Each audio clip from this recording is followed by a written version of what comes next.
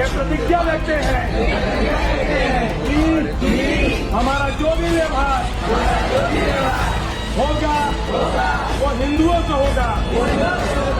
महाराष्ट्र में एक मुतनाज़ा फिल्म की मुफ्त नुमाइश के बाद जो रद्द-ए-अमल सामने आया, उसने भारतीय मुआशरे में बढ़ती हुई तकसीम को एक बार फिर नुमायां कर दिया है। मुख्तलिफ रिपोर्ट्स के मुताबिक कुछ मकामात पर लोगों ने जज्बात में आकर ऐसे इक़दामात की बात की जो मुआशरती हम-आहंगी के लिए नुकसानदेह हो सकते हैं। ये सूरत हाल सिर्फ एक फिल्म या एक वाक़या तक महदूद नहीं, बल्कि इसके पीछे एक बड़ी सियासी हिकमत अमली भी नजर आती है। नाक़दीन का कहना है कि वज़ीर-ए-आज़म नरेंद्र मोदी और उनकी जमात अवाम को मजहबी बुनियादों पर तकसीम करके सियासी फ़ायदा हासिल करने की कोशिश कर रहे हैं। ऐसे बयानिए मुआशरे में अदम एतमाद, खौफ और दूरियां पैदा करते हैं। भारत, जो कि मुख्तलिफ मज़ाहिब के लोग आबाद हैं, आज एक नाजुक मोड़ पर खड़ा है। दरअसल सियासतदान अवाम को मुत्तहिद करने के बजाय तकसीम की तरफ ले जा रहे हैं और आम शहरी और मुआशरा इन बयानियों की वजह इंतहा पसंदी की जानिब बढ़ रहा है।